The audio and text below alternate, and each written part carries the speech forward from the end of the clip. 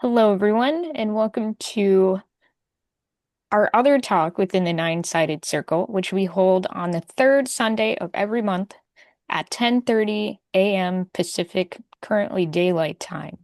And we hold this talk so that people who can't join us at our normal time each week of 6:30 p.m. Pacific time, we have people all around the world who like to join us, and we are thankful for that. And this is our opportunity to accommodate the folks who can't join us at that normal time. So we hold this every month, the third Sunday of every month, and you are always welcome to take part. So, whether you are here live or watching on the replay, we are so grateful to have you here this morning. Morning for us, of course. And we have a really awesome topic today that I am certainly excited about. But before that, if you're watching on YouTube, thank you so much for being here. And if you'd like to support our work, there are many ways to do that.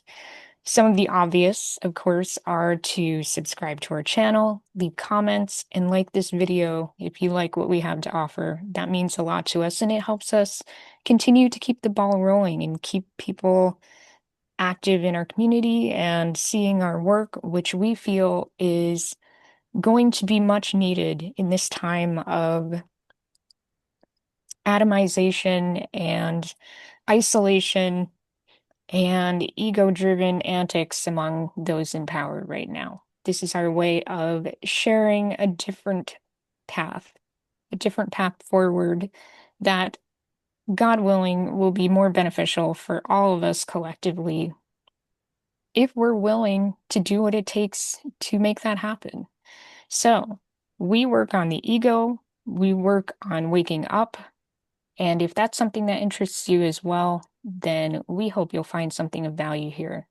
We also do one-on-ones and two-on-ones. Mushtaq and I work together. So if that's something that may be of benefit to you, please feel free to reach out. We have a link in our description where you can sign up for private sessions.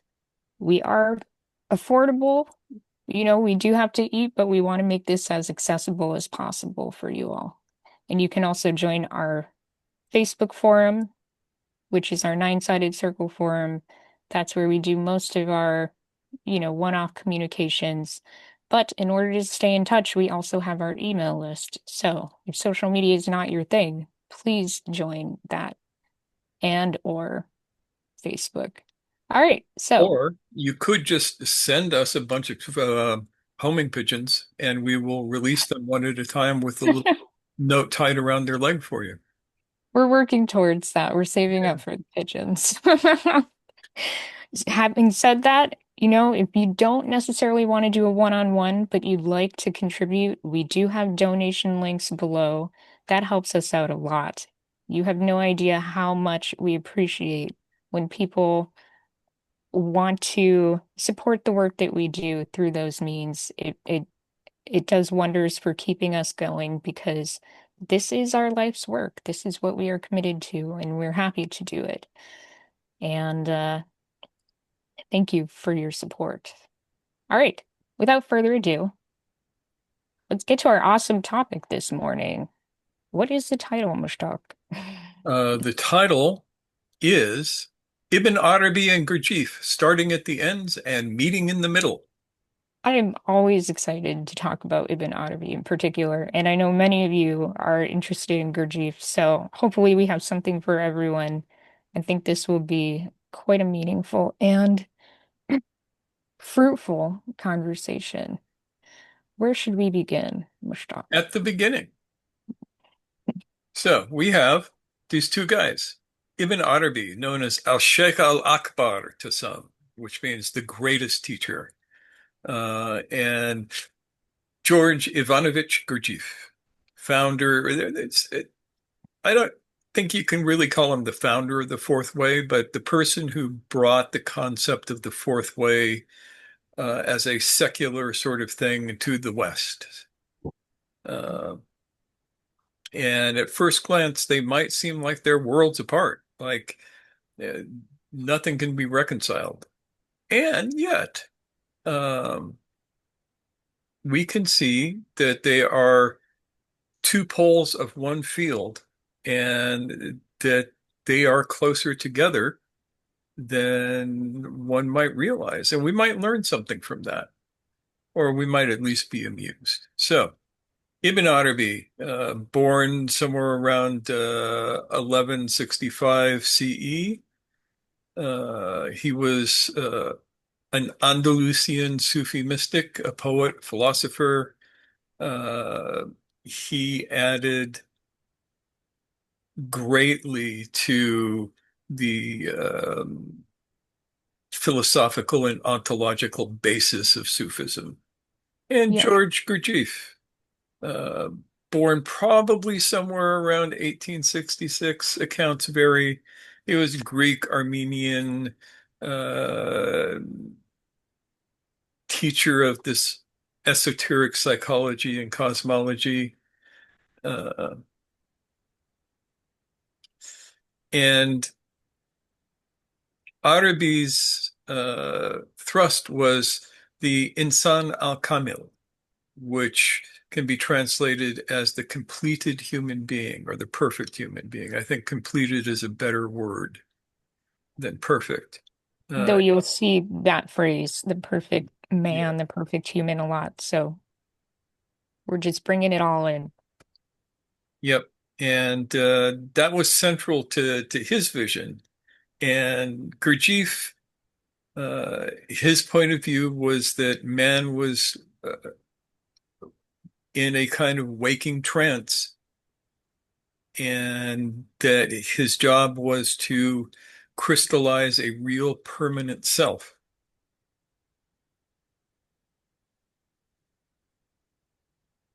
So both have an idea of awakening. And before we go on, who has a thought of what is awakening? What does it mean to you? Don't everybody answer at once. To see things as they are. That is a good start, yes.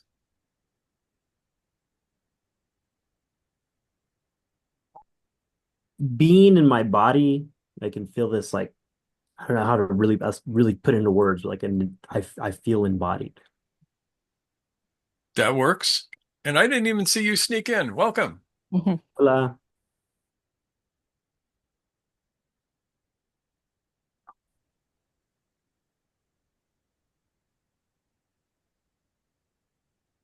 Okay. James. Y- Yes. James, tell us. I think it was a phrase Gurdjieff himself used at some point. Everything becomes more vivid. The normal, mundane world, so-called mundane world, when you awaken to it, everything's more vivid, externally, internally as well. Physically more vivid, the environment's more vivid. You're awake to what's happening now. Yes. Awake to what's happening now. Okay. And you form more permanent impressions, going along with what was James was saying. Yes. Thank you, James. RM says, knowing oneself as a whole. Hmm. Chris Chris says, being awake is like, quote, experiencing reality, unquote.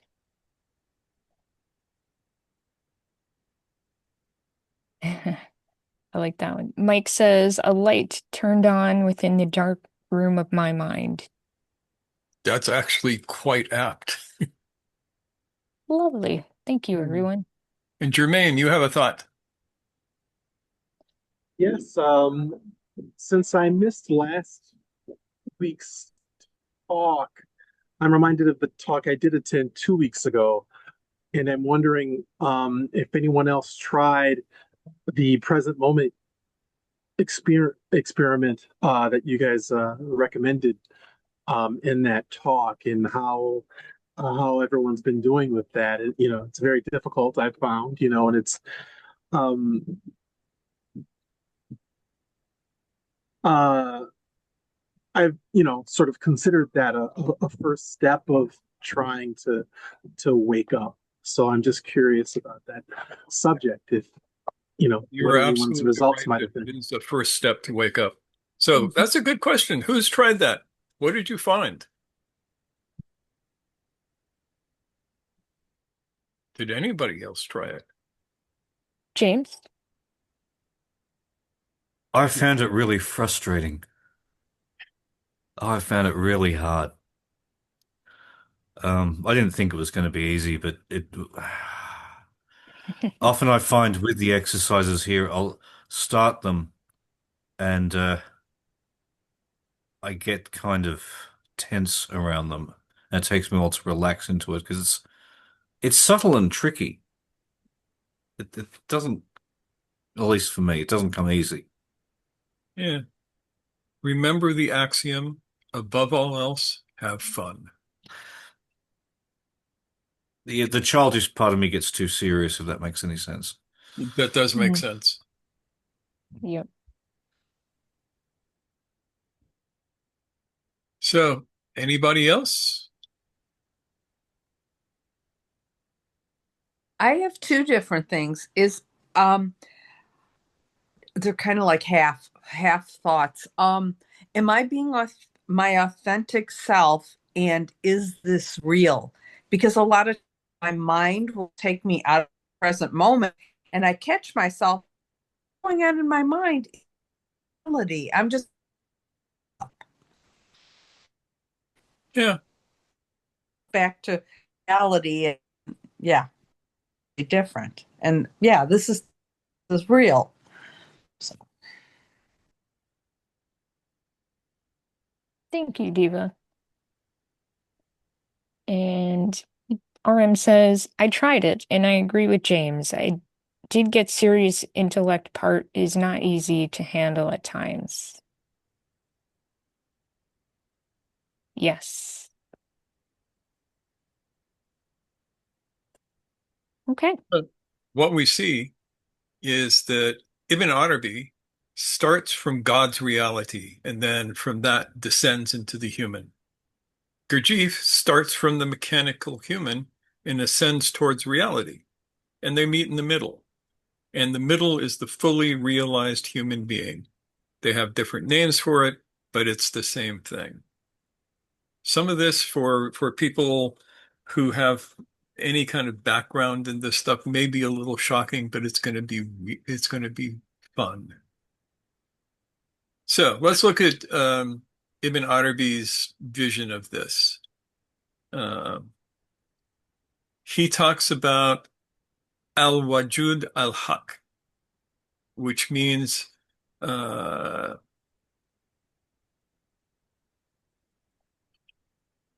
Osama, can you give us a direct translation of that? The real reality. That'll do. Al-Wujūd al-Ḥaqq. Yes. Yeah. Or the true reality.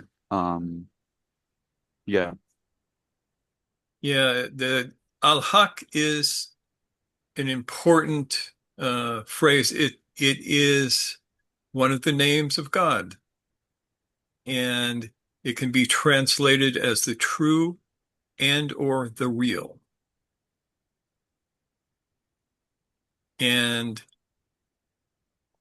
Wajud, if I remember correctly, implies a unity or a connectedness. So to Ibn Arabi, God is the only true being, and the universe is his continuous self-disclosure. And he has the idea of the completed human, the Insān al-Kāmil.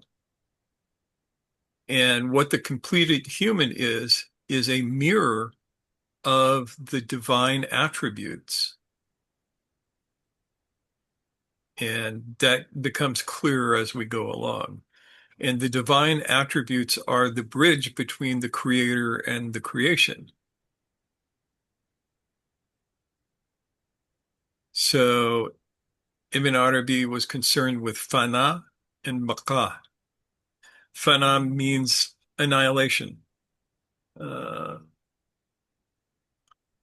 means subsistence. So in his particular view, the ego, the mechanical self, is annihilated and then replaced with the divine qualities and attributes.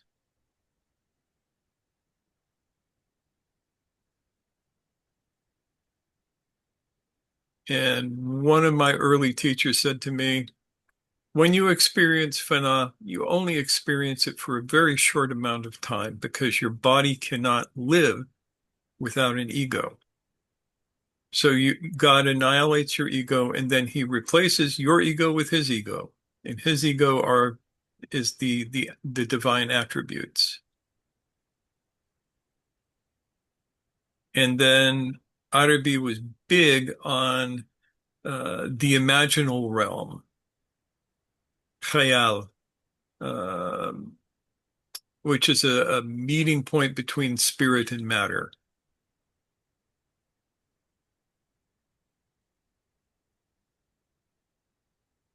Then the glue that holds it all together for him is love.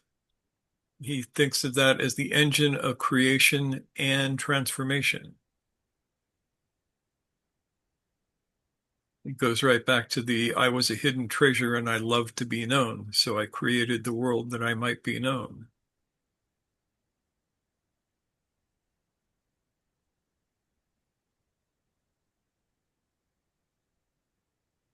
Now, Gurdjieff's point of view, he started with man is mechanical. He has no permanent I.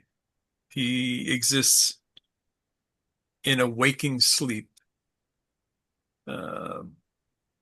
He understands that there's a cosmic order to the process of existence and of waking up both, which he looked at as the law of three and the law of seven. He considers self-observation and self-remembering to be essential to his view of the path. And the idea of conscious labor and intentional suffering is the struggle against mechanical habits.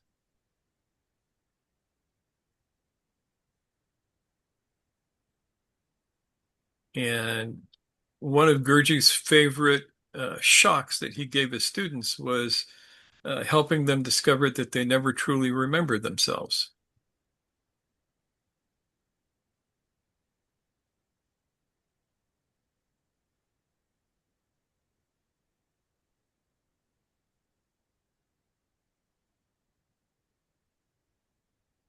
So, yes, he was, to elaborate a little bit for those who might need a quick refresher, self-observation is the kind of what we would consider mindfulness in the sense that it's non-judgmental noticing of thoughts, feelings, and actions, especially in the early days, habitual thoughts, feelings, and actions. Self-remembering is kind of like what James was talking about earlier, and a little bit Diva mentioned it, a couple others, sustaining that sense of presence. I am here while having your senses open to the world and active. So that's Gurdjieff. Those are his terms. yeah. Self-observation, self-remembering. And we can take these two models and look at them side by side and see that they're talking about the same thing. They have different approaches. So in stage one, Ibn Arabi uses the word ghafla, if I'm pronouncing that correctly, which means heedlessness. And that's Gurdjieff's waking sleep. His second stage is tauba, which is Gurdjieff's first conscious shock. Third stage, great fun, mujahida, which means struggle. And this is the conscious labor and intentional suffering, the work. And fourth stage is fana. Fana is what Gurdjieff considers the crystallization of the true I. And that requires the dissolution of the many, many false I's. Stage 5 is baka, which is the fully awakened human. And stage 6, we're going to have to do a little explaining on this, but Ibn ʿArabi used the term qutub, which means the pole. And this is Gurdjieff's conscious servant. And we'll get back to that. Because somebody out there is going, wait a minute, the qutub is this one guy. And yes, and yet there's something else. If we need to, I can read to you from the Futuwat al-Makkiyah for what he was talking about. So much talk. Yes. Before we run ahead, we've done the 6 stages. We will return to that. There's a conversation in the chat going about the article "the" in relation to the phrase al-Wujūd al-Ḥaqq, and how like Khalil, for instance, is saying like there's a difference between al-Wujūd al-Ḥaqq and Wujūd al-Ḥaqq. Do we know which one was the one that Ibn Arabi was using in his text? I would have to go back and look it up. Yeah. So Osama, you're saying something about this. You can say it better than me. Also, YL, feel free to chime in. What Khalil is bringing to attention is that the difference between al-Wujūd al-Ḥaqq and Wujūd al-Ḥaqq, which depending on what Ibn Arabi used in that and what the idea that he's trying to talk about, it would really change the meaning, because al-Wujūd al-Ḥaqq, which is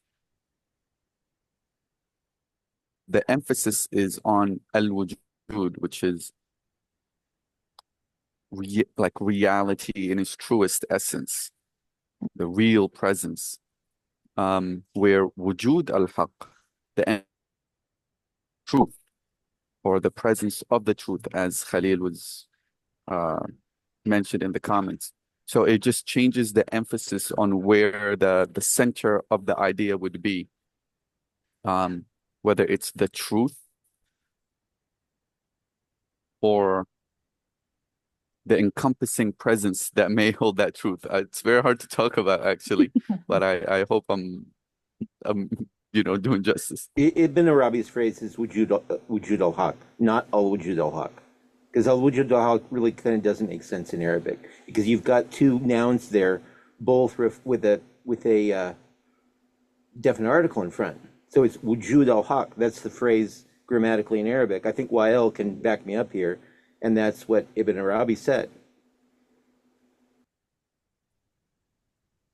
Yeah, it would. I mean, we're going into linguistics now, but I mean, everything with Ibn Arabi is like that. The guy speaks in riddles, and at the same time, he's clear. At the same time, he's utterly confusing.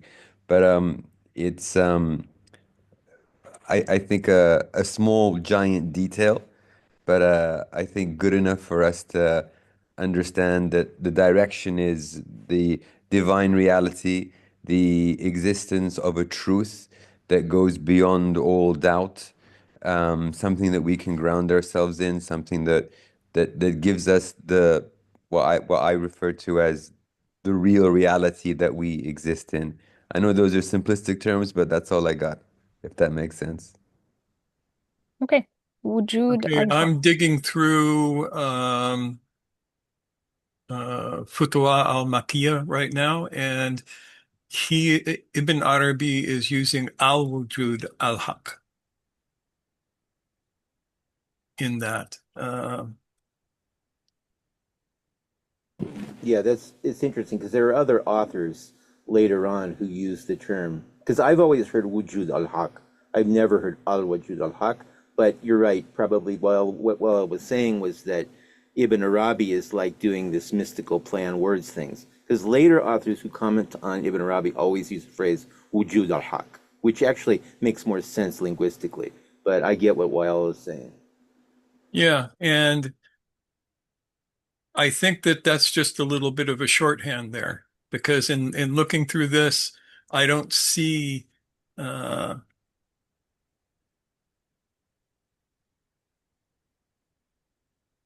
I don't see it shortened except in the English. In William Chittrick's work, William Chittick. Yeah. yeah, he he writes in Arabic al-Wujud al-Haq, and then he says wujud al-Haq. But I don't Well, want to get too far down that rabbit hole if I can because, Yes. just, Osama. yeah, maybe just a little bit down that rabbit hole, just a little bit.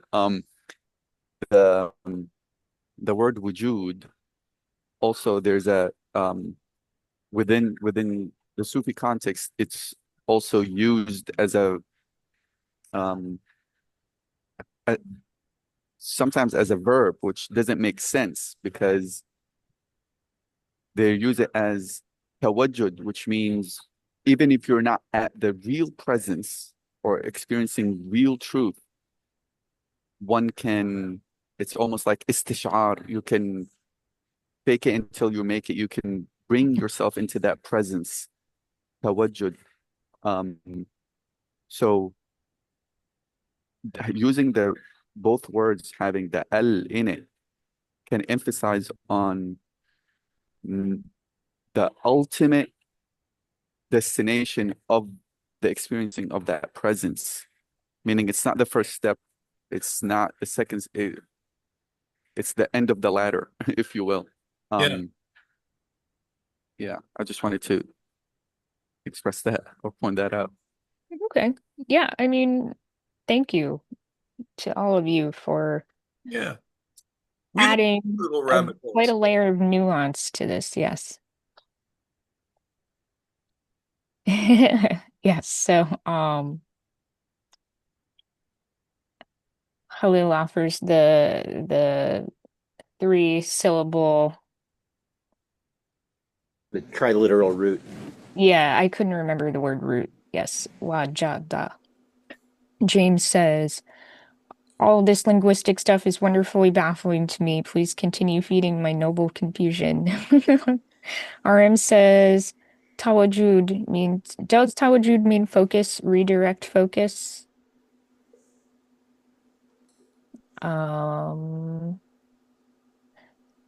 Hello says, Arabic is so marvelously deep, we could probably go on all day about this one topic alone. Agreed. We could go on all week about it and still not get to the end. Yes. All right. So, with all that in mind, let's hold that complexity. There's nothing that is incoherent in that. All of that makes sense for what we're talking about today. So, take all of that into consideration. Okay. Where were we? We were talking about the six stages and yes. Yeah, and they parallel each other quite nicely. And so, how does Ibn Arabi practice this? First, through dhikr, remembrance. And it's not just remembrance of God's names, but remembrance of God's qualities. And I should probably say something here. I wonder if maybe we should even repeat the stages at this point, but Review the anyway, stages of what? like repeat the six stages so people have them I fresh. can do that totally for sure. First stage is heedlessness or waking sleep. Second stage is turning towards, or the first conscious shock. Third stage is struggle or conscious labor and intentional suffering. Fourth stage is annihilation of the ego or crystallization of the permanent real I. The fifth stage is subsistence in God or fully awakened human. And sixth stage is the qatub or conscious servant. And we'll go through these again. Yeah. Okay. And as you can see, there's an overlap in aim, even if the language is different. So, Ibn Arabi used some tools to get there. First was the remembrance of God. Now, we talk about the divine names. The divine names are the immanent aspects of the divine reality in existence.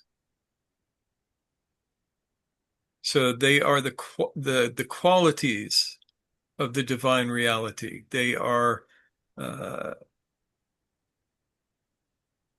they exist in every atom of the universe. And then you have the essence of the divine reality, and that's not one of the 99 names. You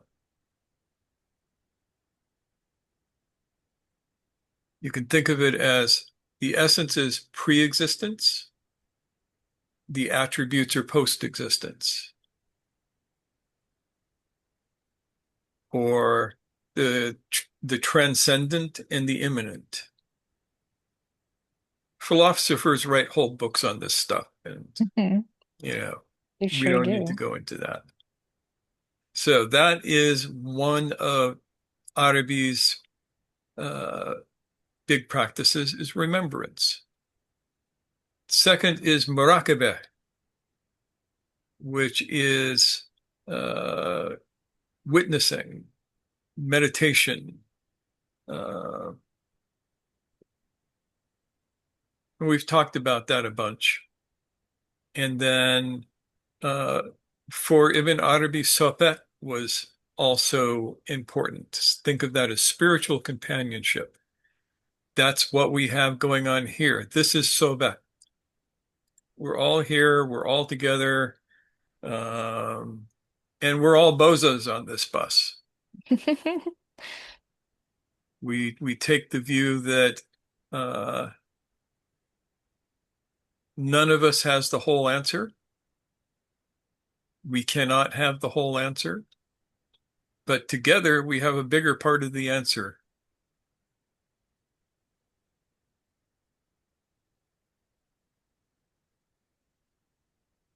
Michael says, sounds like a condensed version of a 12-step recovery program. A little bit.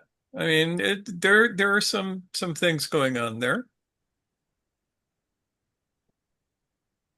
You know, if it works, it's going to pop up all over the place. Different language, different words, process reorients a little bit.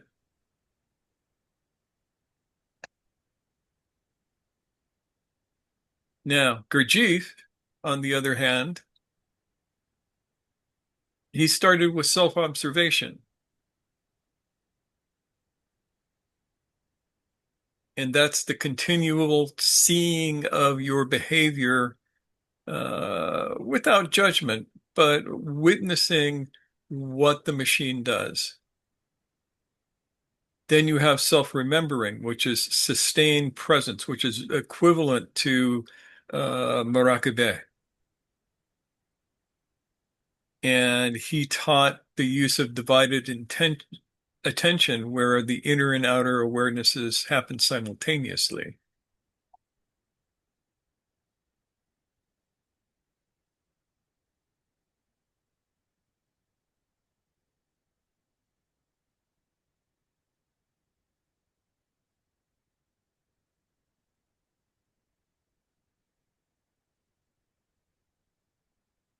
So, Ibn Arabi tells us the real never ceases to unveil himself. And Gurdjieff says, man can remember himself. These are two ends of the same thread. When we hold both, we meet in the middle.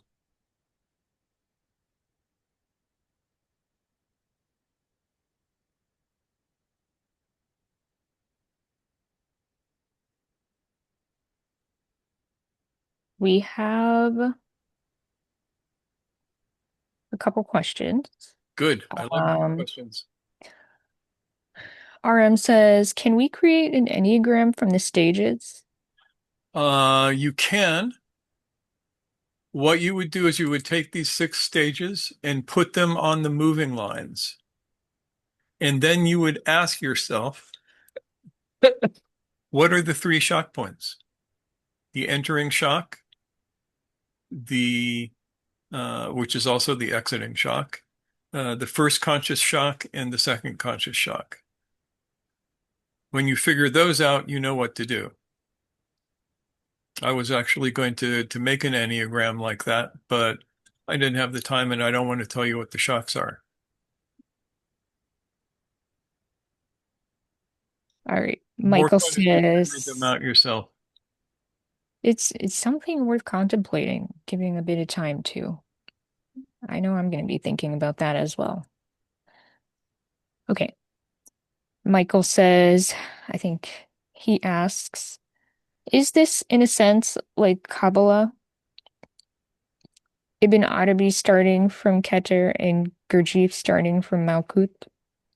Kind of, yeah. Yeah. RM, do you say Venn diagram on that line? I'm not sure what you mean. Okay, yeah. She said she's going to do walking practice to try to understand shock. How helpful. Yeah. All right. Ilmar, would you like to share with us? Waiting patiently. Yeah, I guess I have more question than shame. I mean, I am obviously very ignorant about this whole tradition, and I come maybe more from a Zen tradition than, from any place else. And I'm very curious about this notion of this permanent real I. Now, obviously, in the sort of Zen tradition, they want to say there's no permanent separate self. Okay. Now, I'm kind of wondering what it is that Ibn Arabi is pointing to, or maybe even Gurdjieff was pointing to, with this permanent real I. There's certainly the experience that, of in what Zen would call a Kensho experience, of things being more real, and I am still, in some sense, I'm still present. But and I guess somebody asked me, well, and what's the difference between me and you? I could clearly say there's no damn difference, and that suggests that at least at that moment, that there was no clear sense of a separate, permanent I, and yet there was this separate viewpoint. I'm still experiencing, the room from this angle and sounds from this position and all that. Is it permanent? And then I'm not at all sure if it's permanent. So I'm trying to understand this notion of a permanent real I. What does that really point to? Is actually very simple. It is the I without the mechanical nature attached to it. Okay. Gurdjieff says that we start out with a multitude of eyes and we switch eyes every few seconds sometimes. Right. And that's clearly true in my experience also, Yeah. so I have no problem with that. Yeah. And his idea is that you integrate all of these eyes, you break the mechanism, you probably eat these eyes so that what is left is non-mechanical. What is left actually has choice. The big philosophical question of, does man have free will? And the answer is mechanical man does not have free will.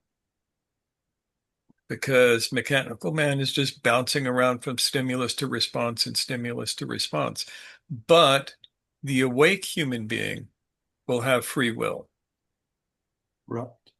But is the awake human being permanent in some sense? In that I sense guess. that you have broken your conditioning, yes.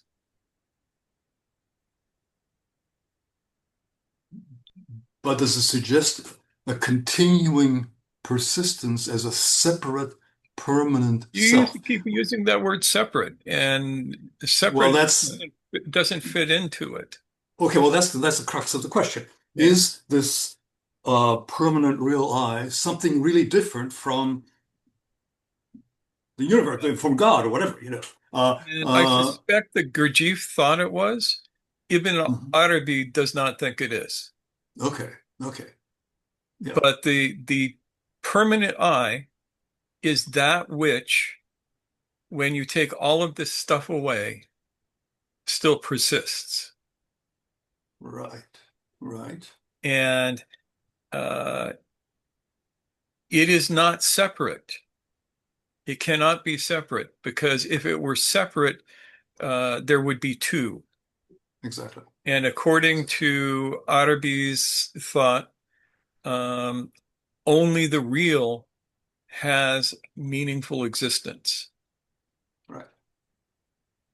And So, that makes sense. yeah.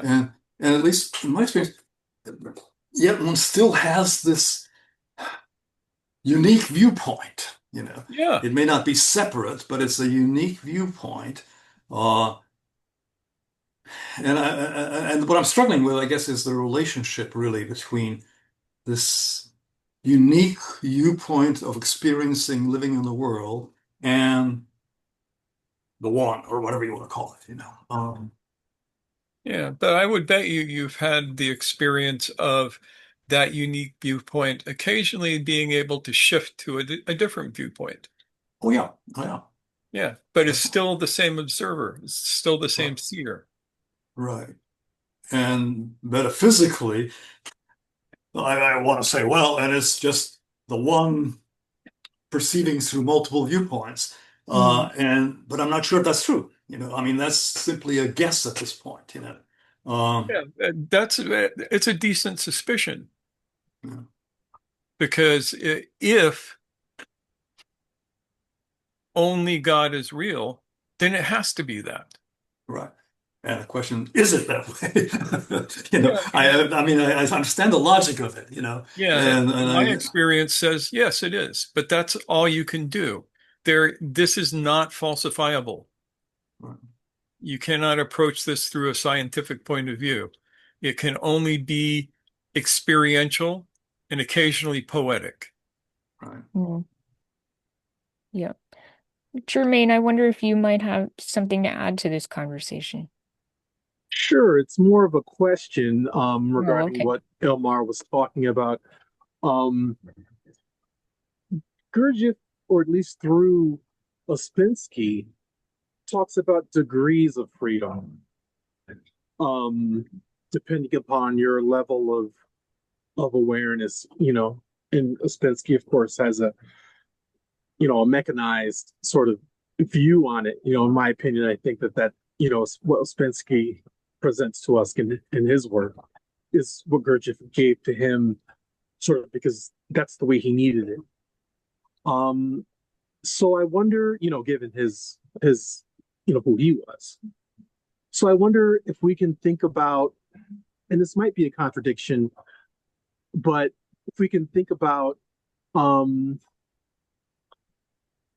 degrees of having a sort of a unified I, in the same way that we talk about degrees of freedom, or at least Ouspensky did. So I wonder if that, is it a binary, or do we, sort of The way we integrate? talk about it is we make a distinction between hal, which is state, and maqam, which is station. You start by having hal, but you having states where you experience the oneness for a time. You Like a experience, light bulb going off, and it's just like, ah, wow, cool. And then the light bulb dims yeah, and it's you go gone till back next into time. your mechanical nature. That's the state. The station is where you finally break that and you abide in that state. So I And that's mean, very, in terms of like an absolute, integration, it might not even, our understanding of that might not even, be relevant at our particular station, or Yeah. maybe. Yeah, the sad fact is until you're there, you can't really understand it. Yeah. I think it's the same distinction that in the Zen traditions between Kensho and Daikensho, where Kensho are these momentary experiences of reality, and Daikensho is the persisting state of being in that. Yeah. This also reminds me very much of Wilber's distinctions between states and stages. So yeah, Yeah, Wilbur makes stole that sense. from us. Yeah. So But you have to it's poke a little interesting. fun at him from time to time. Thank you for drawing that connection, Omar, Yeah. and bringing up some interesting questions for us to, And Jermaine, that was a flesh this really out. good question and brings Yeah. us a lot of important thoughts. Yeah. So Osama contributes by saying there are two divine names within the Sufi system that talk about this, al-Wahid and al-Ahad. So al-Wahid is the one, and al-Ahad is the uniquely one. And that's a little bit like Kensho and Daikensho. Mm.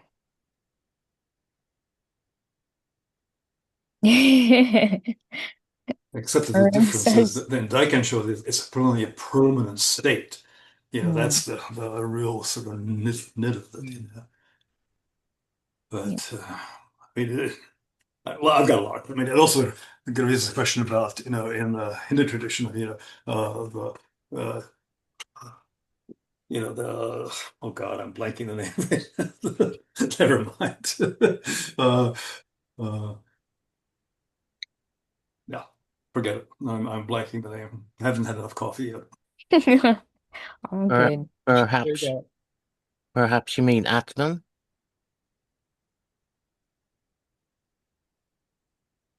Hmm? Yes, exactly. The notion of Atman, which is presumably in some sense different from Brahman and yet the Uh, same, and the Yeah. spark of the divine. Yeah. right. Then you got the guys going around saying Brahma and Atma are one, and it Right, gets back to here we are again. right, right. And there's the saying, "Thou art that." Yes. Yes. Yeah. So there's all these pointers to this, and it's for me, it's kind of I know, almost like a tension line, that the between this uniqueness of the perspective and this oneness, and for me that's still very much a not settled issue, definitely not. Yeah. But thank you So for all your inputs. this takes me back to my old philosophy professor, who in his magnum opus pointed out that what he called his three philosophical facts. And Noor and Khalil will know about this because they both read his work, but he'll talk about this is not things, this is a field phenomena. And at one pole of the field, you have individuality. Mhm. And at the other pole of the field, you have universality. So on one side, you get the rugged individualist, for instance, I am me and you are not. And on the other side, you get the bodhisattva who's going, we are all one. But the fact of the matter is that both poles, if you live at either of the poles, uh, has both positive and negative effects. And the third fact is that you can embrace the field. Exactly. Exactly. So And that, if anything, is kind of this life. This life somehow embraces both of those. Mhm. Sometimes more of one, ideally, sometimes yeah, more of the other, right? But yeah. If you are awake to this life, it absolutely does. It allows for that flexibility to move around that whole field and to Exactly. have all of those complex experiences and to Exactly. use that opportunity, use the field wisely, strategically, skillful means, all of that. And the problem is being stuck one place or another in that field, right? Exactly. Yes. Yeah. Yeah, exactly. Yes. Now, my professor thought that you had to move back and forth between the poles. He and I would argue about this for hours at a time. My belief and experience is that you can embrace the entire field at once. You can hold both the universal and the individual. Mm. Uh, And yet at any moment, one or the other, there's more of one or more of the other. That's yeah, appropriate almost in a sense, yes. yeah. You express the attribute that is most useful at the time. Exactly. Exactly.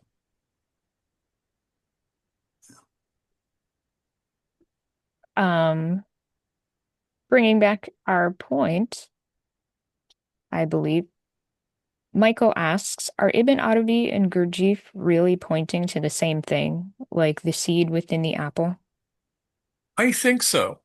I think that's what when I started crafting this particular exercise in amusement, um, that's what I'm going for. That when you dig down to the bottom, they are pointing at the same star. Hmm. I think you and I sort of take that for granted, right? Yeah. Like we've never been explicit about that. We just haven't had the opportunity to be really. But this is how we operate. This is why Mushtaq and I communicate well because we both have this intuitive understanding of the benefit of applying both of these worldviews holistically. Like together, they're kind of a holistic joining. Um, is it okay if I read Osama's expansion on the Absolutely. two names? Yeah, so Jermaine asked Osama if he might tell us more about al-Wahid and al-Ahad. And Osama says, from the point of view of the divine, the one is that which is the entire of reality, on reality. And the uniquely one is that the divine is the only thing in existence that is all of existence. And it's unique in having that quality. From the point of view of personhood, the one would be that state which allows for the experience of that oneness, which is the ground of all. I'm going to read that again. From the point of view of personhood, being a person, the one would be that state which allows for the experience of that oneness, which is the ground of all. And the uniquely one would be the unique way which the one manifests through the individual. So it's like two sides of the coin.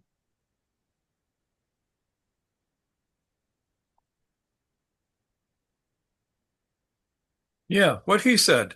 That was well done, Osama. Thank you for taking the time.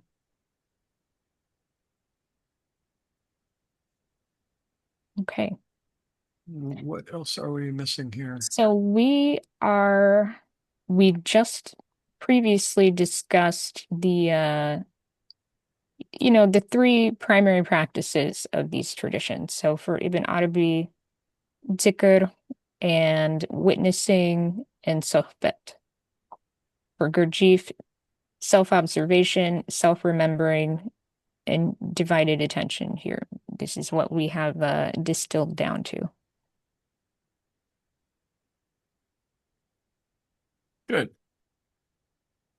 And so, according to Ibn Arabi, the journey to becoming al-Insān al-Kāmil,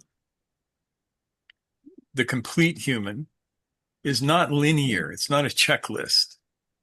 It's a complete transformation of being.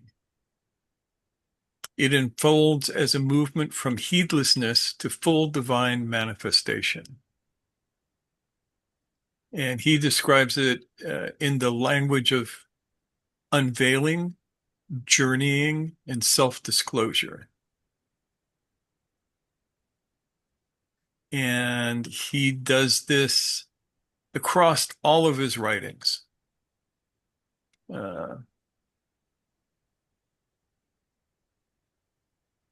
So the insight of that is the realizing that all of existence is al-Wujūd, al-Ḥaqq. Or Wujūd al-Ḥaqq. We can bring those two together Yeah. as, a collective. And one's own being is not separate from God.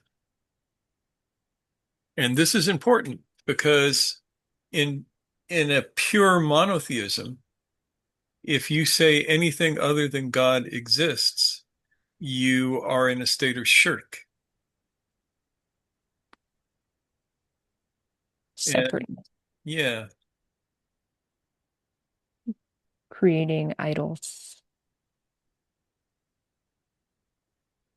Just want to say there's some nuance to that in the sense that, like, even within the Catholic tradition, Nicholas de Cusa, may have been saying roughly the same thing Ibn Arabi was saying or pointing at. So I think there's misunderstandings of those that maybe like the majority of people are misunderstanding what's really going on within that, like, even monotheistic name. Yeah, you'll also find some of that in the works of the Blessed Raymond Lull, who was an interesting Catholic mystic who was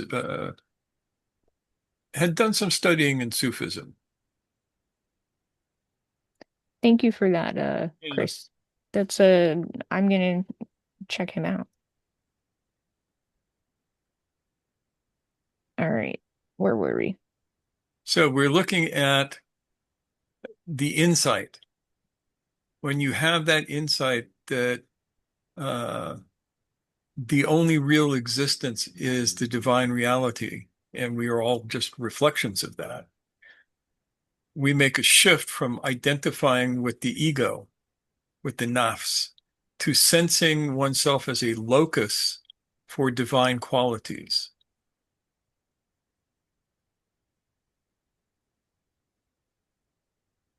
And there's a lot of means to do that. Ibn Arabi did reflections on Quranic verses and prophetic sayings and contemplating creation as a mirror of the real. And for those of you who are in the digital Durga, we have been doing a bunch of that lately, looking at how to reflect upon certain ayats of the Quran, certain surahs of the Quran as pointers to this, as maps and guideposts.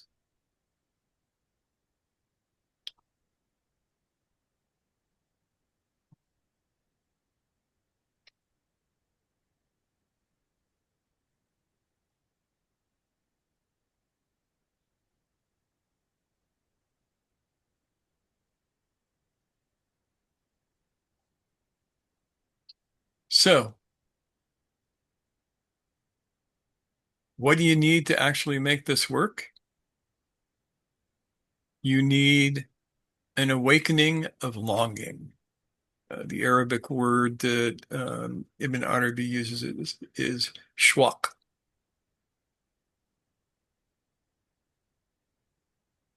And here's, say again? Shawq. Shawq, yeah.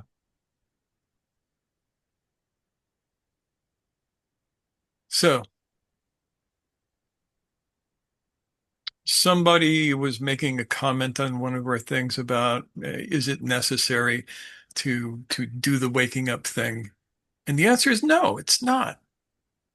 It is absolutely not necessary. You are totally welcome to live your life in sleep. The universe is arranged in such a way that you're allowed to do that. Some people have longing awakened within them, and when that happens, you can never be satisfied with that anymore.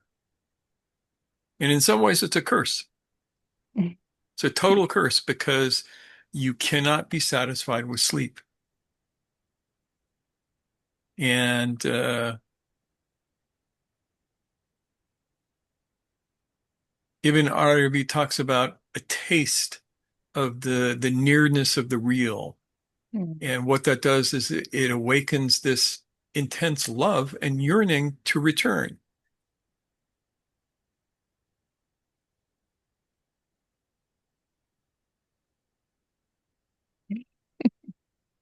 Yeah, remember again that little quote that I gave you, a little hadith of, I was a hidden treasure, right? It doesn't say I was a hidden treasure and I wanted to be known. It says I was a hidden treasure and I loved to be known.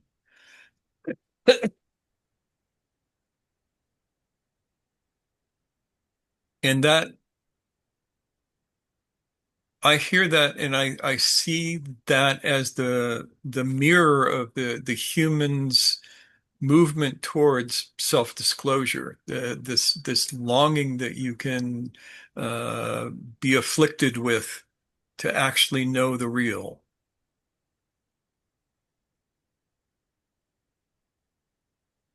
Because if the divine wants to know the real, we have to have that reflection in us.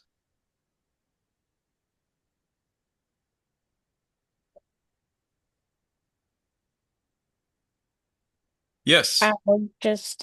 Okay. Omar. No, and so I'm wondering now how that longing is experienced in, say, a particular life. And to me, sometimes it seems like a feeling of lack of authenticity and a kind of a drive to be more authentic.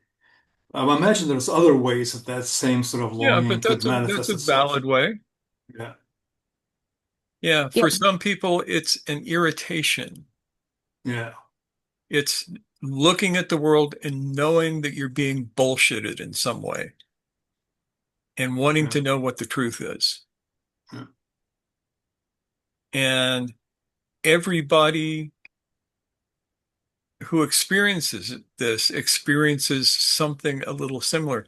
One of my favorite non-existent spiritual teachers, Jed McKenna, in his second book, uses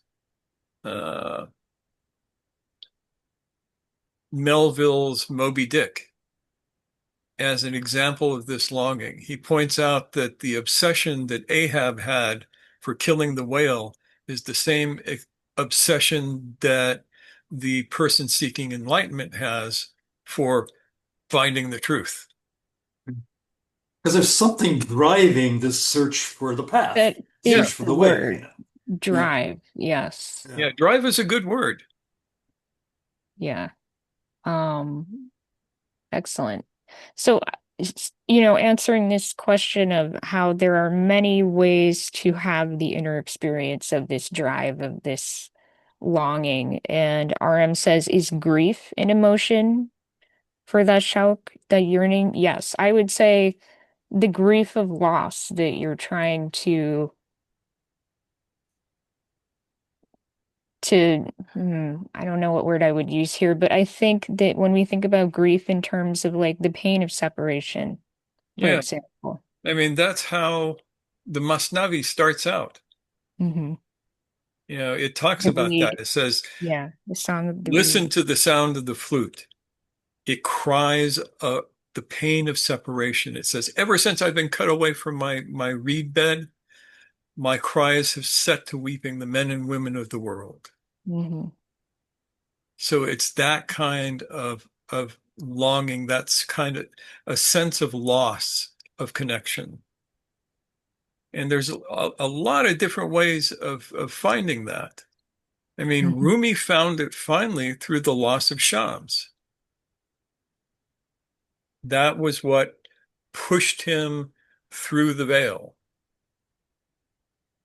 And James is quietly standing there with his hand up. And Wael came first, it looks like, or second. I don't know. Wael, talk to us. And then James.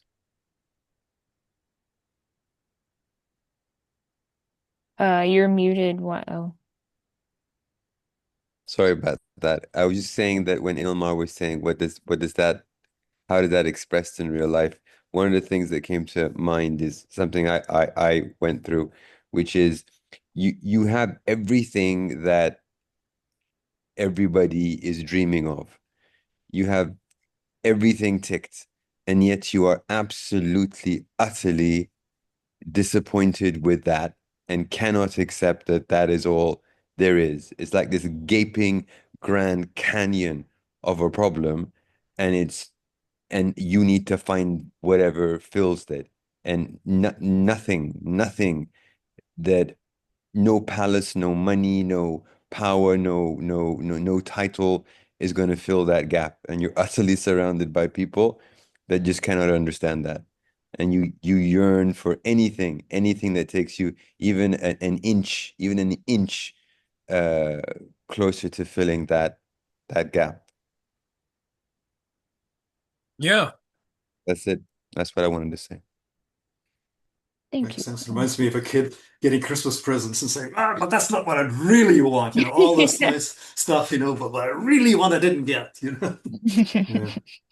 Well, as example made me automatically think of the young Siddhartha in the palace, Yeah. getting a glimpse of the outside. Mhm.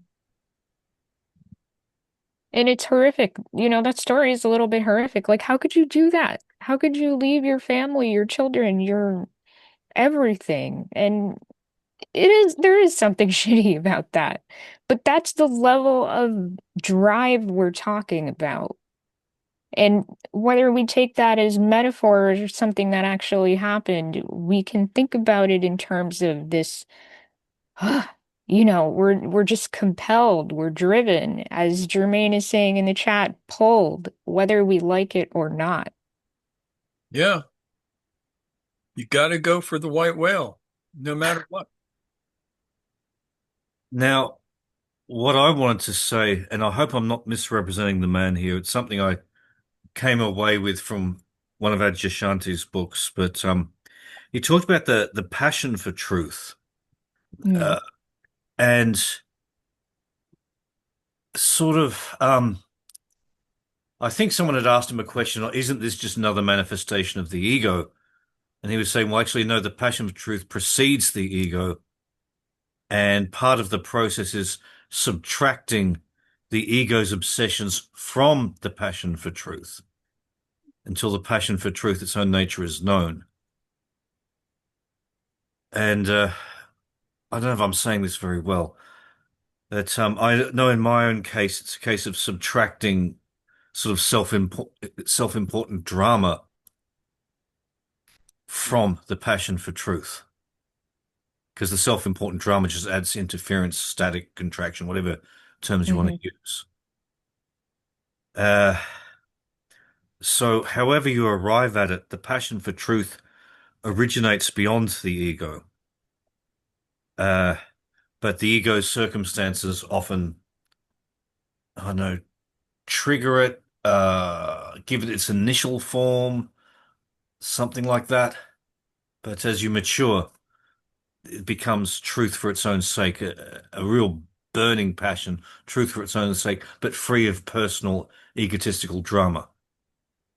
The ego wants to attach itself to that and say, okay, this is my Yeah. new identity. I'm the Yes. seeker. I'm the one who's Yes. going to get enlightened and all that Yes. shit. Yes. Yeah, And that exactly adds right. an immense weight, an immense drag to the whole process. Exactly. Exactly. That concurs with my limited experience so far. Thank you, James. Well put. Yeah, and I don't think that you misquoted Adya at all. I think that he would probably give you at least one thumbs up. He was probably a bit more eloquent than me stuttering and stuttering, but yeah.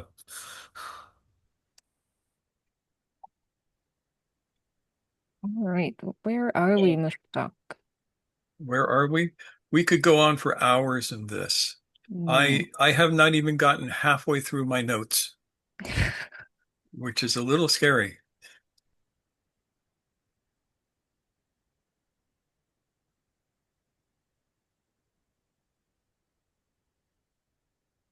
So, is this something you would want to continue? What time is it? Yeah, part two. Well, at least I think a part two would be great because clearly there's so much here. There is definitely enough material for a part two and probably a part three. And it's the trouble with Arabi. Once you start down that rabbit hole, um, you find out that there's no bottom. Osama, what do you think? I concur for a part two, or at least some kind of continuation of that show, that yearning, and the movement to that fiery passion, to that ashq, when the heart is set on fire and it starts to beautify and it's just sinking deeper and deeper and deeper in love and manifesting over and over. That movement, I think it'll be great. Kind of another talk in that I from think Shelf you Josh. talked me into it. Mhm. Osama's like, where's the love? Yes, yes, and that is Yep. yes, love. Yeah, that's important because according to Arabi, that's the driver, that's the gas in the car. And it's not like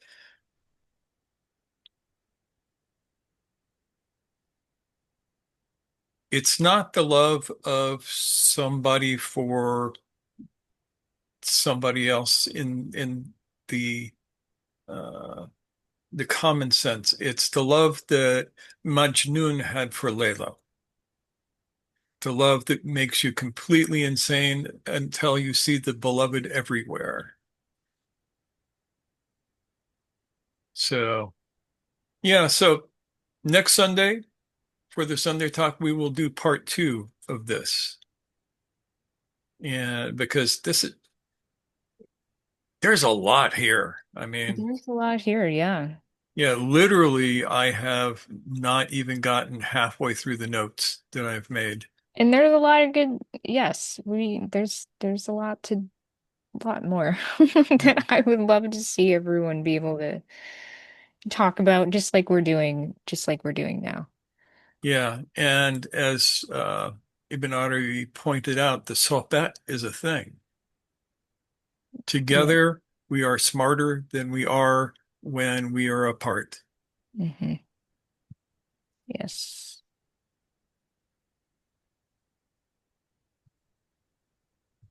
Yeah, in the chat, Hello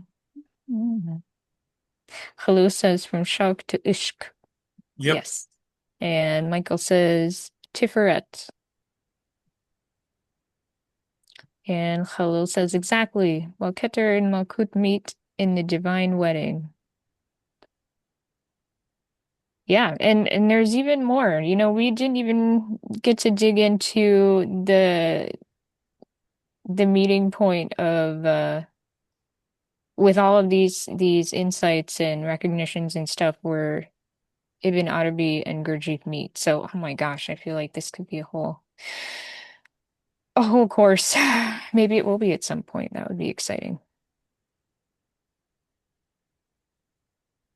James, yes. Just a quick observation. I think that Gurdjieff's image of waking sleep is a very good in for a lot of people in this society because it's something that can be directly or easily appreciated, even if the experience of it is a bit deeper. But it's something that's easily appreciated in the sort of world we have today, where people are, I think, bumping up against the pain of their own trance far more readily. Um, but having said that, unless you have the divine, the other end, Ibn Arabi's end, it can get a bit grim and risks becoming actually discouraging. Yep. In fact, I think that was kind of the criticism Colin Wilson made way back when he started talking about Gurdjieff was that left by itself, it could become a bit um, daunting. It's so heavy, so serious, so Yeah. much suffering and labor and Yeah. And that's probably where my ego wraps itself around, or my fears and my neuroses comes out. Is Mm. it's all this daunting, grim, blah, blah, blah. But I think it's important to have that stretch too. As you mentioned in our culture, it's a lot of comfort and avoiding struggle and oh, Mm. I can't deal with that and putting up a lot of barriers to seeing ourselves purely in ourselves. Yeah. So before we go, I share I this just with saw Jermaine unmute real quick. Do you have, Oh, okay. is it okay if I bring that in first? Of course. Well, sure. I just wanted to ask James what he meant a little bit about the people bumping up against the pain of their own trance. But that's a really interesting phrase, and I'm trying to pull that apart. What do you mean by that? I think, okay, our society, let's blame society for everything, but our society sort of encourages trance on one hand, but then that it's a grim thing, but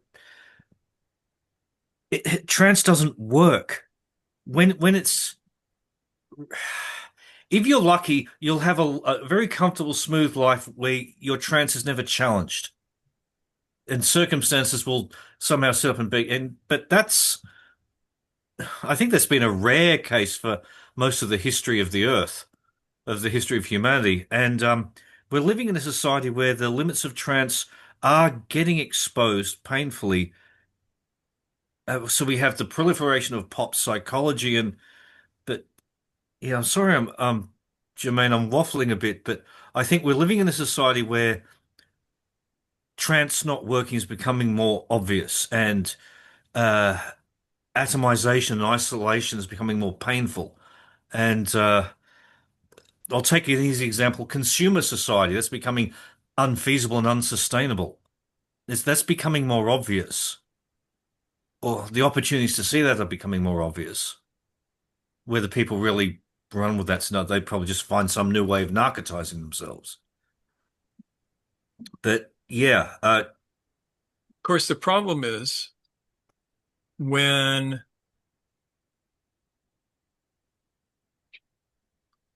this happens, and yes, so from time to time, the status quo becomes difficult to deal with. The sleeping person becomes a fundamentalist, yeah, digging in deeper. This is why we have so many fundamentalist branches of pretty much every religion. There are even fundamentalist Buddhists these days, for God's sake. but fundamentalism is a reaction to pain in many ways. Yeah. Yeah. Pain, fear, whatever. And reaction to being the pain of being nudged awake Mm, because your system is not working to keep you anesthetized. yeah, Fundamentalism is the ultimate step in anesthetizing someone. yes.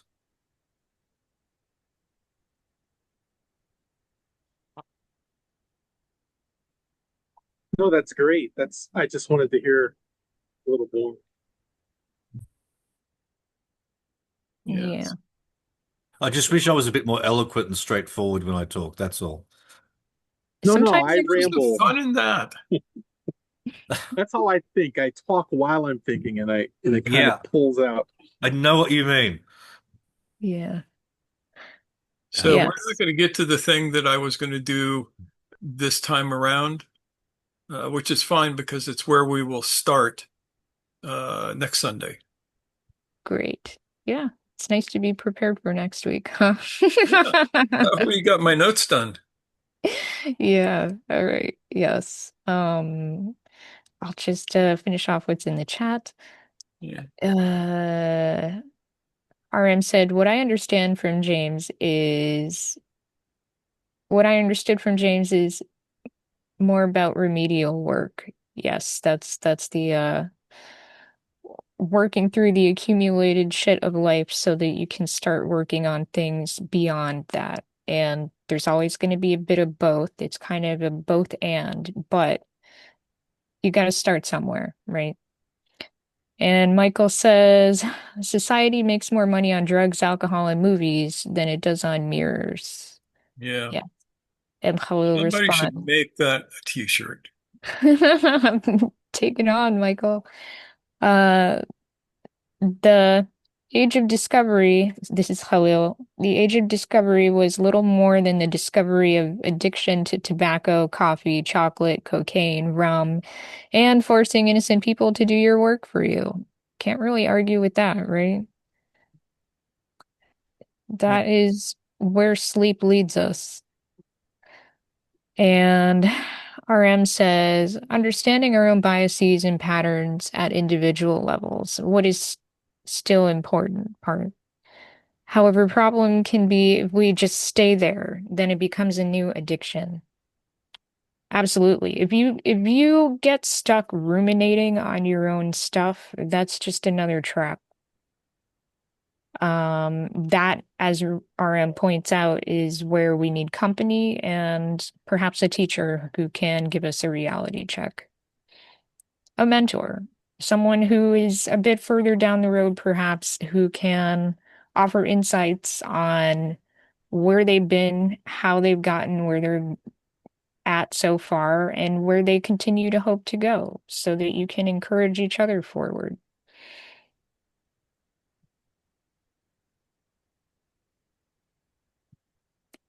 Any last thoughts, Mushtaq, or anyone?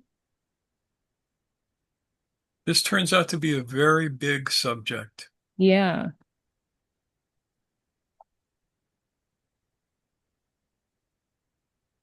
it does. I just wanted to add something in about the Please, Brian. idea of, can you hear me okay? Mm-hmm. The idea of real I or the station or the unique viewpoint. Um, a metaphor I like of that is it's the center of gravity for us, and all the little eyes kind of swarm around it. But the real I is immovable. And so when something comes in from the outside, the little eyes kind of disperse and we can remain centered and grounded in the real. Mm-hmm. And then when, talking about like the yearning being the driver, a lot of times, that road has a lot of speed bumps and hazards and resistance. And the more in touch that we can be with the real I, the more we'll be able to traverse it. Thank you, Brian. Excellent. Well put. Ian. Yeah, I just wanted to throw out a phrase that I always like to keep in mind with discussions like this, and it's sketches of an elephant Mm, with an allusion to the three blind men and the elephant, except that I think even though we're all more or less blind people in this sense, we don't have to get stuck on just one part of the elephant. We can learn to explore different parts. And the other aspect of that is something I realized back in my middle teens is that really all religions and paths basically have the same root. I mean, which is the essence of what this talk is about, but looking at two specifically different things that look superficially different, but then you find that there's real common ground when you dig into the subject. So that was just a comment. Thank you, Ian. Thank you.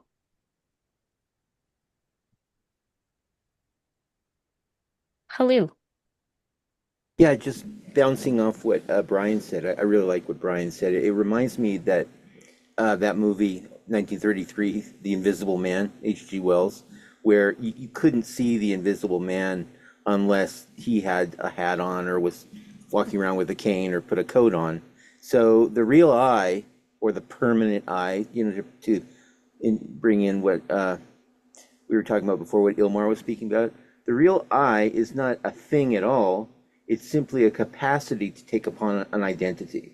So you can't see the real I. There is no real I. It's like what the Buddhists say.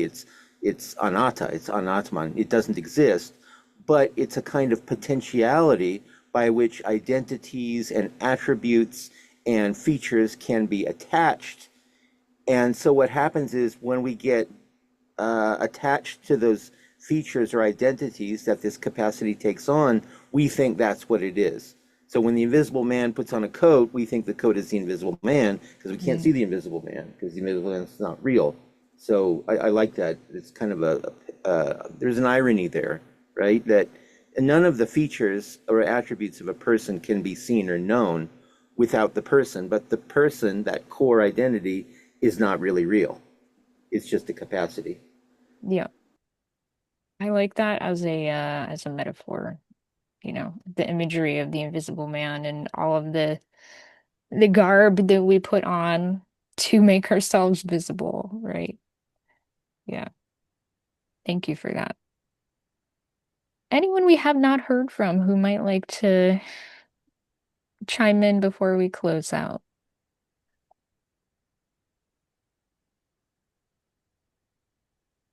Okay, I will not put you guys on the spot today. Me neither. But But I will put us in Brady Bunch mode. yeah, okay. So, Brady Bunch mode. What an awesome conversation. Thank you. I see this has inspired me for sure. All of you have inspired me. This topic is inspiring to me. I can't wait to see where it takes us. Thank you so much, everyone, for being here, for hanging out with us. I hope you'll hang out with us again soon. Yeah, And like next Sunday when we finish this. yeah, that would be great. If you guys could stay up or wake up, we would love to have you. So, anyways, without further ado, we can wave to each other and everyone watching on the replay. Thank you for being here. We'll see you again next week at 6:30 p.m. Pacific time. Take care. Bye. Bye.